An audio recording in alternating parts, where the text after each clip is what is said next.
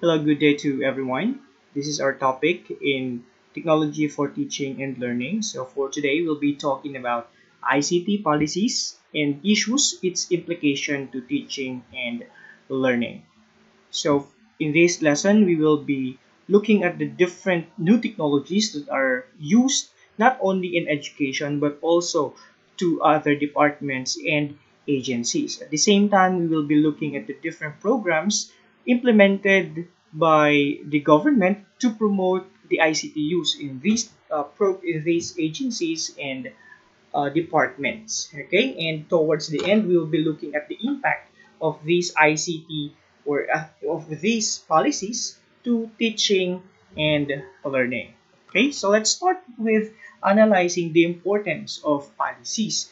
Okay, so in every department, in every program, in every agency, it's very important that policies should be established and should be implemented. Okay, so for example, in education, you can not imagine a school to function very well without policies. All right, so there should be a roadmap or a course of action that teachers, students, and other stakeholders should follow in order for the operation of the school to become effective. Okay, so that's the same true with the use of ICT, since ICT is being used in different departments and agencies, and ICT has become a necessity already. So it's very important that these policies should be regulated, okay, or should be established. Okay, if not, then probably we might not be maximizing the use or the advantage of technology. Okay, all right, so ICT policies are needed to put a roadmap or course of action to be pursued and adopted by various governments, organizations, entities involving ICT. That includes also the Department of Education and the Commission of Higher Education, or CHED, because technology has been widely used in these fields of education. Okay, so this includes principles and guidelines in the use of ICT, which cover three areas. Okay, so we have telecommunication, we also have broadcasting, and internet.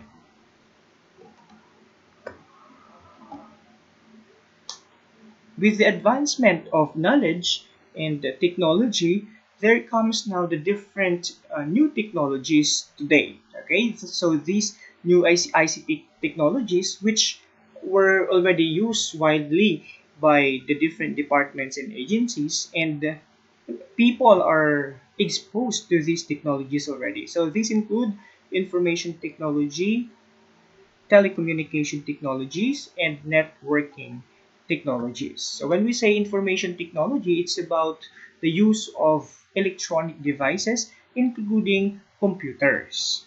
Okay, and we have seen the significant or we have seen the significance and the importance, of course, of the use of computer in different departments, because it can ease the work of employees. Okay, and it can it can promote progress, okay, in that particular department or agency. Okay, it's very important then that people should be literate enough with the use of computers. So we have what we so called the computer literacy, and how this computer literacy be enhanced or be developed among the people. First is, of course, education, through education. So teachers play a very significant role in developing computer literacy among our students, knowing that the use of computer is already a necessity today, especially if you're going to look for a work.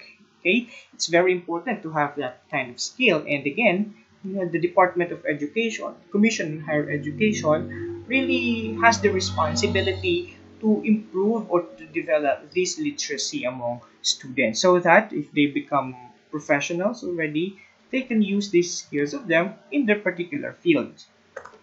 And we also have telecommunication technologies. Okay, so comparing the technology that we have before, which we call this nail mail, like you're going to wait for a month or weeks before you can receive a letter, or and of course the sender will be waiting for months or weeks, okay, before he or she can have a feedback of his or her letter. Okay, so nowadays there's already a significant innovation to telecommunication technologies. Okay, so in just one click, for example, right, in just one call, right, you can already, yeah, you can already you can already call, you can already talk to somebody, do business with somebody. Okay, so we also have the radio. Okay, the advent, of course, of TV broadcasting is there. All right, so it provides, well, it gives you know an area for, or it provides better learning as well, or provides the transmission of knowledge very easily and very hastily. Okay, and the other one is network technology. So it involves, most specifically, the use of internet. Okay, and I know that we are all familiar with this. Okay, and actually, based on my observation, as early as 3 years old now, they're already using internet, and they know already how to navigate their cell phone, for example, or computer, to use internet. Okay, so we also recognize, of course, the importance of internet in knowledge building, and of course in many tasks. All right, but of course there is a risk in the use of internet if it will not be used properly by people. Okay, because they can, they can search information which are not appropriate for their age. They can also, the temptation is there. Okay, if especially if they're if to the side of the students, right? Because they might just copy paste, or yeah, they might just plagiarize their work, assignment, project, because internet provides a lot of information for that. Or they can take advantage of computers or internet to take advantage also of other people. Okay, so we have what we so called the hacking. All right, so I'm just showing you the positive and negative side of these networking technologies. But of course, we do not consider this as an enemy. Okay, it's just that we have to be more responsible enough with the use of these networking technologies. So in our country, it's very nice because the Department of Education, of Information and Communication Technology, has provided or formulated this roadmap. Okay, in the use and in regulation, or in enhancement of ICT. So it provides facilities, including policies and guidelines, and even training. Okay, to professionals like teachers, in order for them to enhance ICT. Okay, and of course, in each project, there are corresponding policies and guidelines. So one of the programs that is being, or that is implemented by uh, or but that is initiated by our government is, of course, the ICT for E, or what we so called the ICT for education. Okay, all right. So it under the ICT, so it supports all the efforts of the education sector in incorporating the use of ICT, as well as in determining and gaining access in the infrastructure which are necessary in to use and employ learning technologies at all levels of education. So from basic education to as early as kindergarten, okay, this technology can already be used, okay, to the college level. So this provides infrastructures, and at the end it provides better learning to all types of students, whatever, regardless of their level. Okay, so these are some of the projects or programs being uh, implemented, okay, by the government. Okay, so ICT in Education Master Plan for all levels. Okay, so in here, it includes, of course, faculty development in education, in which this aims to provide trainings and seminars to teachers who are using ICT or who should be using ICT in education.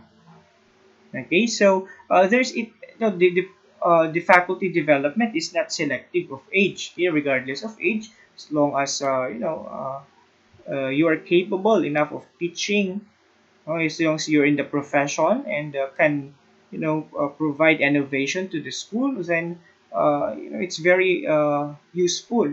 You can have a training for this. Okay, and okay, this is another one. This is very important. No? The Open Content in Education initiative, because here it converts the DepEd materials into interactive multimedia content. Okay, so in some of the Department of DepEd materials are written or are in traditional ways. Okay, so we all know that if it is traditional, it only stimulates some of our senses, which means that it only provides around 20 or 10 to 30% of learning, because if it is a visual aid, of course it only provides visuals to the students, and based on Edgar Dale's cone of experience, it only constitutes to 10% of learning. But with the use of multimedia content, they can already watch, they can already listen, they can already see, which means that more senses are involved. All right. So at the end of this, the end goal of that is that learning will become better, and of course, it will give more motivation and attention to the students once these teachers use this interactive multimedia content. Another one is the PheDNET, which provides better communication to teachers, students, and parents. Well, we all know that communication among these three stakeholders are very important to monitor the progress or the learning of the students. Okay, so through the use of teaching materials and applications, there's already a communication between and among these people, so that they can maximize the learning of the students. So established community e-learning centers called eSkwela for out-of-school youth. Okay, so one of the aim of education is to implement, okay, or to have that what we so called education for all. Okay, in providing education for all, they also seek to provide education to those who we consider as out of school youth. Okay, so we also in Department of Education, we have what we so called the ALS, or alternative learning system. Okay, so the use of ICT is not only provided to those who are regular students, okay, but we also provide technology to those who are studying in ALS, okay, or to the out of school youth. Okay, ayan. We also have the equality program for tertiary education through partnerships with the state universities and colleges to improve quality of IT education and the use of ICT in education in the country, particularly outside of Metro Manila. This is a very nice program because it does not only cater the universities in Metro Manila, okay? Because well, we all know that sometimes will happens that when it comes to innovation, the universities and colleges in Metro Manila ay talagang nauuna, no? But it's good because this equality program focuses on the universities, state universities, and colleges outside Metro Manila. Well, we do not undermine, of course, the universities outside Metro Manila, because, well, if we check the internet, okay, there are a lot of schools and yeah, state universities, colleges outside Manila, which are really performing very well. That their school was even included in top performing universities or colleges in the Philippines. Okay, and if we're going to check also their passers in board examination or bar examination, there are top notchers. There are a lot actually of top notchers coming from the universities and colleges outside Metro Manila. Okay, and it's great that there is this equality program. Okay, so that they will also be updated with the latest technologies. They will be updated with the use of these technologies as well. Okay. Next is Digital Media Arts program, which builds media skills for government using open source technologies. Particular beneficiary agencies include the Philippine Information Agency and other government media organizations, the Cultural Center of the Philippines, National Commission for Culture and Arts, and other agencies, SUCs or state universities and colleges, and local government units. Okay. All right. So yes, this is very important. No, the what we so called the open source technologies because it builds, of course, the media skills, no, of the people who are in these departments. Okay. Yeah, this is a way of building or enhancing the computer literacy also of these people. ICT Skills Strategic Plan, which develops an interagency approach to identifying strategic and policy and program recommendations to address ICT skills demand supply type. Okay, so we also have the strategic plan. Okay, so that they can come up with with a necessary and appropriate approach for them to to establish a strategic policy or program, okay, that are of course appropriate for the types of users of this ICT. Okay, so all the seven programs were guided by the roadmap that embeds policy statements and relate to education, specifically in the enhancement of human development for teaching and learning. Let's now talk about ICT issues in teaching and learning. First, we need to consider the global perspective. Okay, so for the global issues, access and civil liberties are two sets of issues in ICT. Okay, ICT policy, which are crucial to the modern society. The other concern is civil liberties, which refer to human rights and freedom.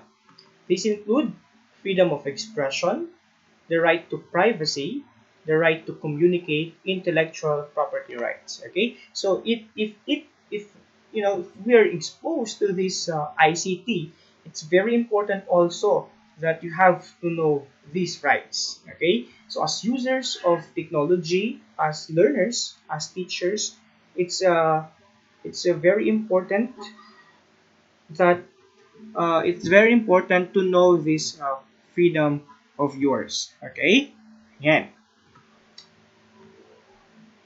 First is freedom of expression and censorship.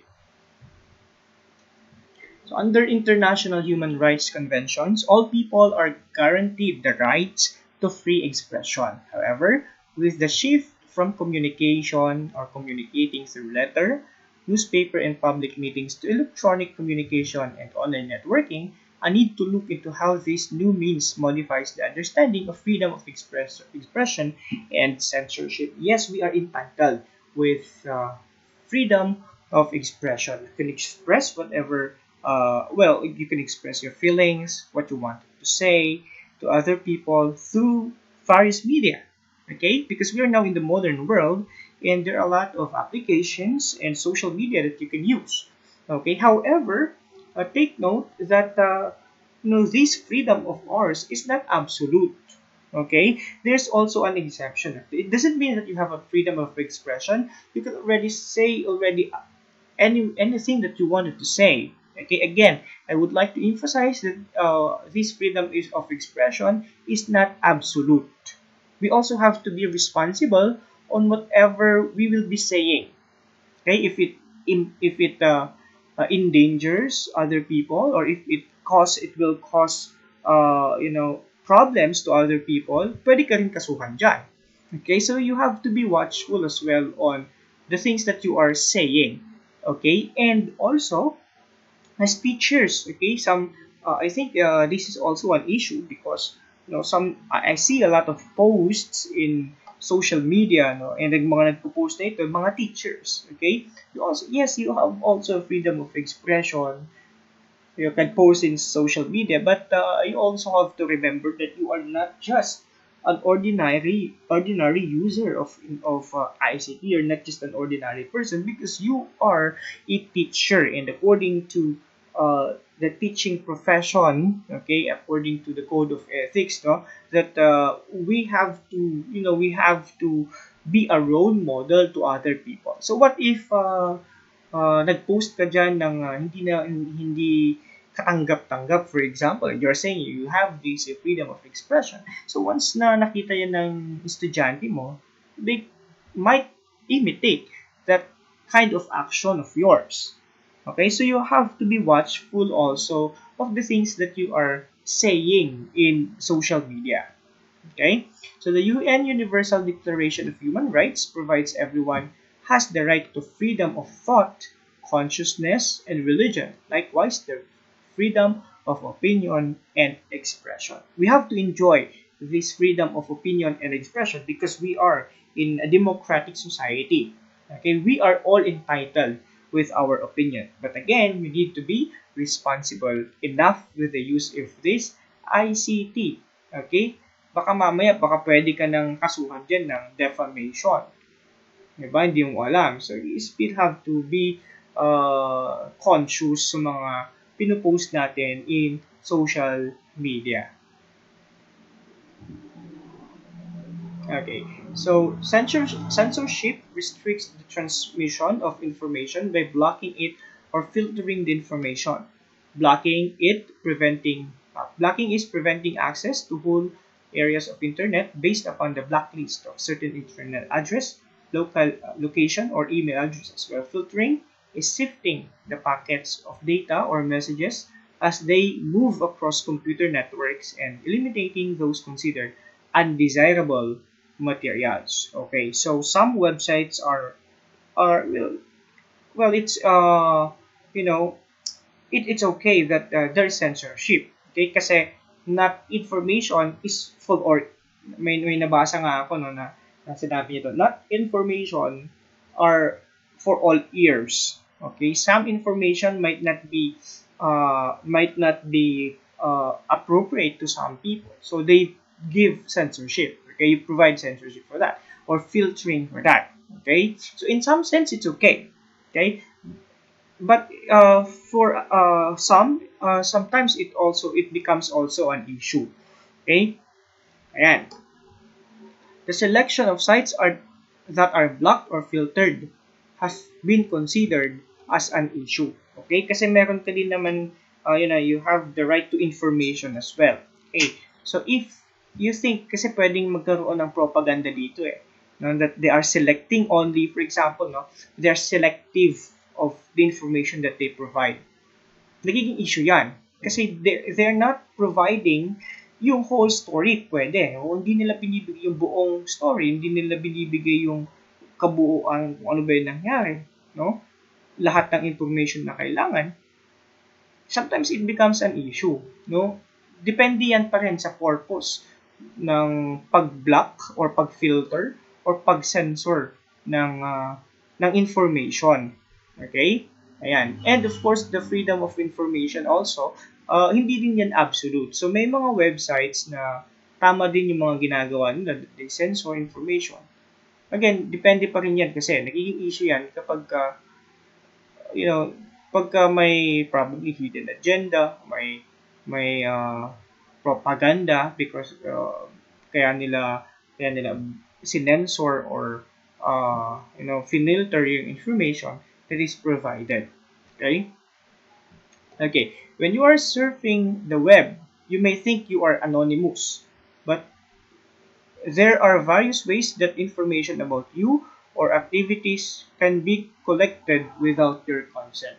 Okay, so you need to be watchful of the things that you are, the websites that you are visiting. Okay? Kasi may mga instances na yes, you do not without your consent, they can get your information and pwede nilang yan magamit sa for example, pag-hack, o gagamitin yung account mo, okay, i-hack na nila yung account mo, so pwede pong mangyari yon. And lately, actually, I just noticed in one social media na, or yeah, in one of the social medias that we are using, na may mga ano eh, may mga ginagawa tayo doon na, for example, if ano yung magiging future mo o sino yung magiging asawa mo in the future o kaya anong magiging tsura ng anak mo o kaya may mga yung mga pinipredict nila yung future. Sa mga ganong may nakita kasi akong ganun. In order for you to have that, no, i-provide ng social media yun, kailangan mong ilagay sino, anong pangalan mo, ilang taon mo na, without you knowing na kinukuha niya na pala yung information mo, no, which you need to protect. Kaya you need to be watchful in surfing the website kasi pwede nilang gamitin yung impormasyon mo. Mamaya nawalan ka na pala ng nawala na pala yung pera mo sa bangko. You do not know kasi kung saan pupunta ng website, kung ano-ano kung pinoprovide mo yung basic information about yourself. That's another issue, no?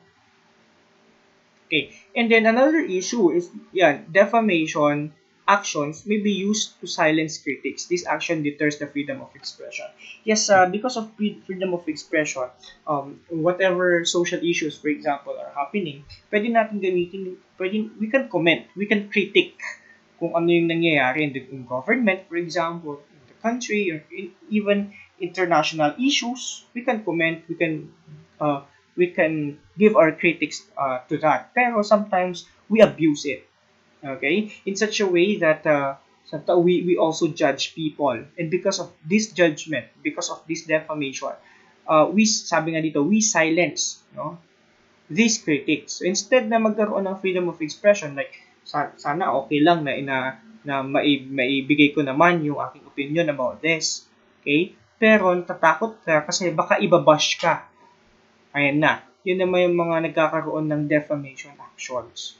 Okay? Kaya minsan, instead na you can exercise your freedom of expression, well, hindi mo na lang i-comment yun. Kasi nga ayaw mo din mabash. And it becomes another issue again. Okay? Another issue is privacy and security. Okay? So may mga sinasign up tayo minsan, no, na kung kung saang website man yun. Tapos minsan may mahaba na policies, babasahin mo yung policies nila.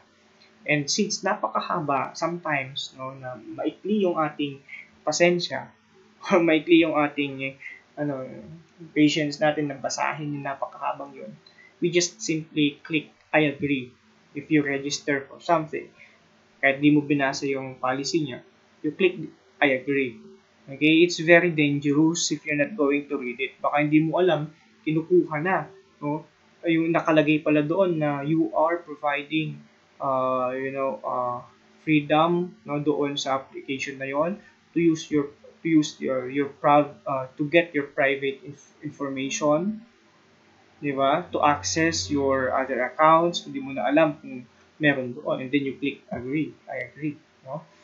So you need to read it, you need to understand, you need to really read the policies also provided. Okay, wag ka lang click ng click dyan. There are types of privacy as shown by the following examples. So for most, privacy means personal privacy. Okay, kung wala nakikialam, for example, in your life, in your home, okay, if no one interfered or interferes your private life, your home, that's called privacy. Okay? In privacy communication naman, it's the same thing, but it's of course the application of communication. Okay? So it refers to the protection from interference with communication over phone or internet. So respect of privacy communications is an essential a prerequisite for the maintenance of human relation via technological communications media. Okay, and this is also a respect to human person or to human being. Okay, you give them privacy. I think this is also this is something that should be given emphasis as well, no? Privacy tayo ng privacy. With the advent of technology, this is very important also, no? That there will be or there should be a privacy of communication. No one should interfere, no? Someone to communicate with other people via phone or internet because it's the right. Okay? Okay, information privacy is related to the use of computers and communication systems which are able to hold and process information about large numbers of people at a high speed. It is important to ensure that information will only be used for purposes for which it was gathered and will not be disclosed to others without consent of the individuals. Okay. Now, if you, for example, yeah, you provide your information, it's a basic ethic actually, no? That whatever you provide to computer should be treated with utmost confidentiality. So you need to know if it should be if it is practiced, okay, by other governments or other other agencies who are using your personal information. Okay, ayan. Unless kung if it is needed, kailangan ng consent. Okay, surveillance and data retention. The use of electronic communications has enhanced the development of indirect surveillance. In the direct surveillance, there's no direct contact between the agent and the subject of surveillance, but the evidence of activities can be traced. A new and powerful form of indirect surveillance is dataveillance. So it is the use of personal information to monitor a person's activity, while data retention is storage and use of information from communicating system. Now, this is also very dangerous, no? Kasi tignan natin, sabi niya dito, there is very little that can be done to prevent surveillance. Hindi mo alam, no, you are using internet, you're using ICT, social media, you do not know you're being watched pala. No, hindi mo alam there's a surveillance pala diyan. No, in which they can, they can use their you can use the information na magagather nila sa iyo to take advantage of you, and it's very difficult kasi sabi niya dito, um, there's little to be done that can be done to prevent surveillance. What you're just going to do is what we call the counter surveillance, okay, or information security. Okay, so yan, very watchful ka din dapat. So marami pong perils, maraming dangers with the use of information technology. Kaya you need to be you also need to become vigilant with the use of this. And e-pollutants from e-waste. So because of innovation when it comes to technology, no, hindi mo alam yung ginagamit mo ngayon after a year, hindi na yan uso. Yung ginagamit mo ngayon magiging outdated na after a year kasi there will be a lot of devices that will be invented, a lot of technologies that will be invented, and kapag direct, of course, if the innovation is that very fast, okay, nagkakaroon ng tinatawag nating e-waste. Siyempre, yung mga sira na ng mga gamit, instead na i-repair, hindi naman na uso yan eh. Hindi naman na yan yung ginagamit eh. May bago na naman. So, hakayaan mo na yan. So, mangyayari, magiging basura yun. Magiging e-waste yung tinatawag natin. Okay? So, may television ka ngayon, okay, meron na namang bago, bibili ka na naman. Hindi mo na magagamit yung isa. May laptop ka ngayon, may bago na mas maganda, no? Hindi mo na gagamitin yung luma mo, laptop, for example. May phone ka, may bago may pambili ka Hindi mo na gagamitin yung isa. So hanggang dire-diretso yung innovation, dire-diretso din yung nagiging waste materials. Okay?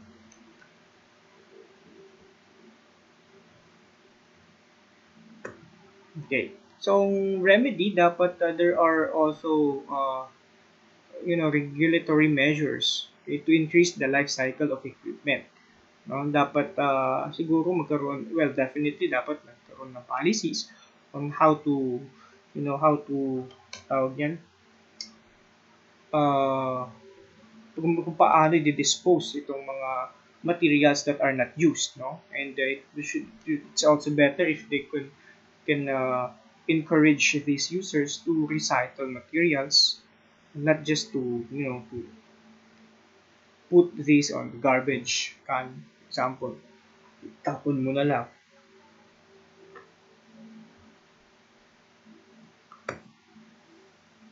Okay. Anong mangyayari kapag continue itong e-waste na tinatawag natin? Definitely, syempre, e-waste yan, it will impact on the climate, kaya nagkakaroon ng climate change, damage to human life, and overload capacity of Earth carrying this solid waste. So tayo din po yung, tayo din yung re-receive niyan. Ginagawa natin yan. Okay? So meron din po tayong, yeah, it also contributes to the pollution. So dati, iniisip lang natin pollution.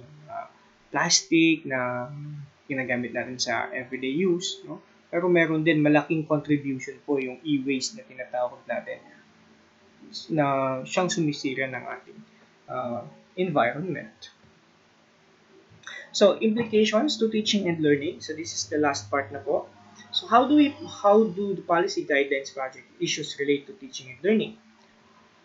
For the teachers and teaching, guide the teachers on what they should teach that relate to ICT and how to teach it. The content, okay? Kaya nga nang sinabi ko kanina, we teachers play a very significant role in enhancing the computer literacy of the students. And so it must it must provide guidelines for teachers about the content that should be taught to the students, and also the pedagogy or how these contents should be taught to the students. And it's very important, na no matter how effective technology is, this technology should never replace a human teacher. Okay? Remember, these technologies are called um, IMs for us teachers, right? Instructional materials. That's why instructional materials. So these are just materials that teachers use for instruction. So it should never be replaced, or it can never replace the human teacher. Okay? And of course, well, technology, well, sabihin na natin effective siya sa pagturo ng mga bata cognitively and skillfully, for example, or skill-wise. Pero I think it's very, hindi kaya ng technology to enhance the affective domain of the students. Okay? So there are rules and regulations that govern the use of technology. Caution should be observed to protect individual privacy. So ito din dapat alam yan ni teacher, the rules and regulation in the use of technology, and it should be communicated very clearly to the students. All the issues and many more shall be part of the teaching content, as each teacher will be encouraged to use technology in teaching. Yes, so sabi nga natin na if, because of the advent of technology, kailangan mo i-enhance yung knowledge mo with the use of these technologies. Okay? And you need to definitely, you need to use these technologies in your teaching. Because if you don't update yourself with the use of technology, you become obsolete, which is a manifestation of an ineffective teacher. In the part of the learners and learning itself, learners of the 21st century are even more advanced. That should be done than some of the teachers, which is true. I really have to admit that well, as a millennial teacher, I still admit that the students that I have who are already in the Generation Z, they are more advanced when it comes to the use of technology. So they know more about the use of technology. Okay? However, they still need guidance. Okay? Kasi yes, alam na nila how to use different technologies, but we need to guide them on how to use them properly. Kasi sabi nga natin kanina na pwedeng ma-abuse ng estudyante yung paggamit ng technology. Which, in that way, is nagiging enemy na yung technology instead of a friend for them for teaching and learning. Okay? So yun po. So those are the impacts of technology and these policies to teaching and learning. So I hope that you have learned something from this discussion. Thank you so much.